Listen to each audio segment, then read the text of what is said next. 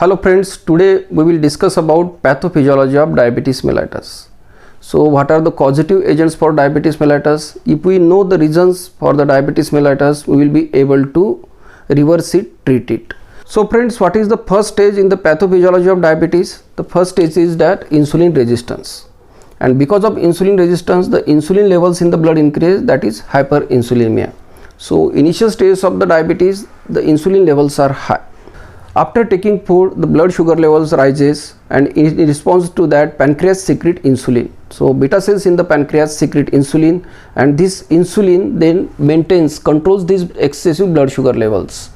What it does with the sugar? This sugar is mobilized, it is used by the body cells for energy, and the excess sugar is stored in the muscle as glycogen and as a fat in the body. The next stage is chronic hyperglycemia. Okay, so what happens after insulin resistance? After 5 to 10 years of insulin resistance, the postprandial blood sugar after meal increases, and the fasting blood sugar takes more 2 to 3 years to increase. So you can see clearly that to increase your fasting and post meal blood sugar, it takes around 5 to 10 years.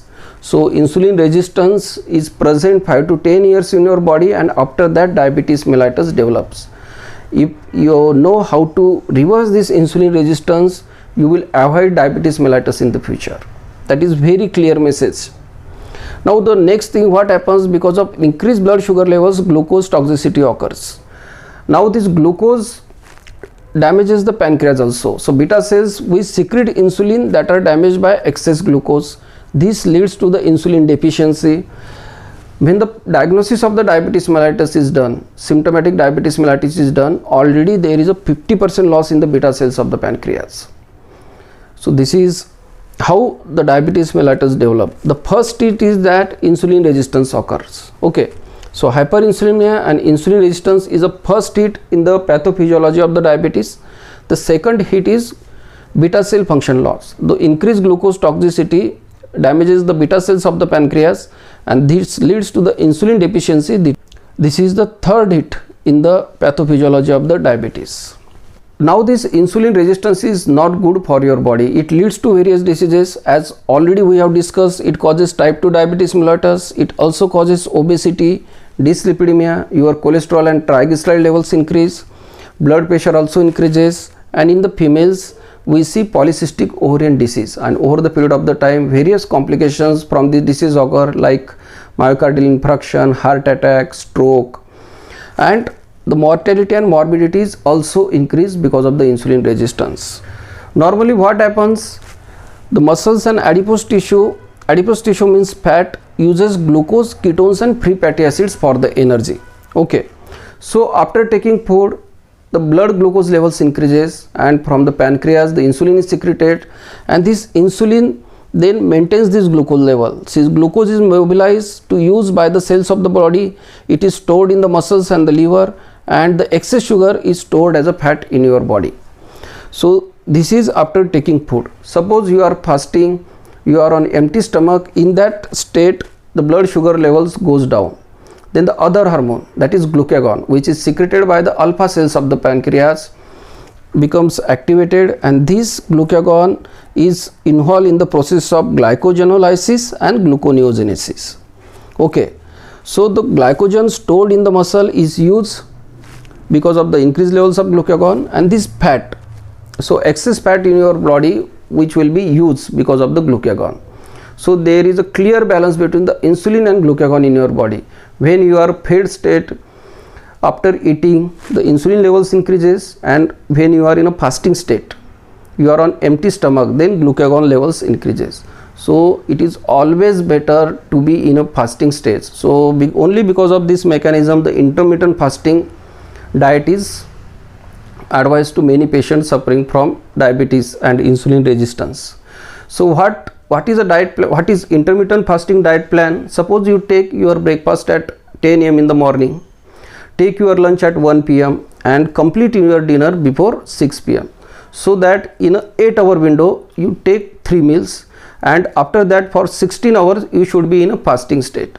So in that state the glucagon will be secreted and it will take care of excess body fat and even the precancerous cells that are also utilized by the body. Now friends, what is the main cause of diabetes mellitus? It is insulin resistance, and insulin resistance is caused by, first causative factor is obesity, increased weight, and mainly the truncal obesity. Okay, if belly fat is increased, these people are more susceptible to develop the insulin resistance. The second factor is physical inactivity lifestyle. You are leading a sedentary lifestyle, then the chances that you will develop insulin resistance and diabetes in future. And the third is high carbohydrate diet. So many people all over the world eating mainly rice and wheat or millets. So this contains high carbohydrate, and overconsumption of carbohydrate leads to insulin resistance and ultimately diabetes mellitus. Now we understood how diabetes mellitus develop. Now we will see how to reverse it. Okay, how to treat it. So we advise the 4 reversal technique. The first is control your body weight. So decrease your body weight by 10%. It will help you increase your insulin sensitivity. And the next advice is physical activity, exercise. We advise 40 minutes of brisk walk in the morning and 20 minutes normal walk after lunch and 20 minutes walk after dinner. So after lunch and dinner you should walk normally, and in the morning you should do the brisk walk. The third advice is about diet. So diet plays a very important role.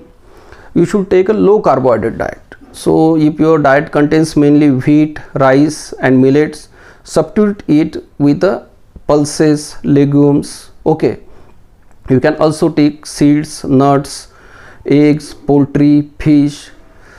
You can also include diet curd, paneer, tofu, soya chunks. So this is good food. This is low carb food. And instead of this wheat roti, you can use a dal millet roti. We advise dal millet roti. In dal millet roti, suppose you have took 1 kg of the jowar, take 3 kg of the pulses. Suppose you have took 1 kg of green gram, 1 kg of black gram and 1 kg of masoor dal or chawli dal.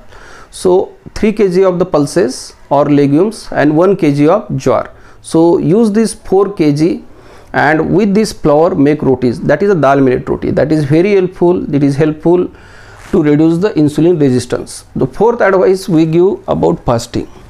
You can do intermittent fasting. If you are not able to do 16-hour fast, you can at least do for 14-hour fast or 12-hour fast. That will also be helpful. Friends, diabetes mellitus is a lifestyle disease. It is because of the unhealthy lifestyle. If you change your eating pattern, if you do exercise daily, if you maintain weight your normal weight, then it can be reversed. If you have any query, you can write in the comment box. Thank you very much.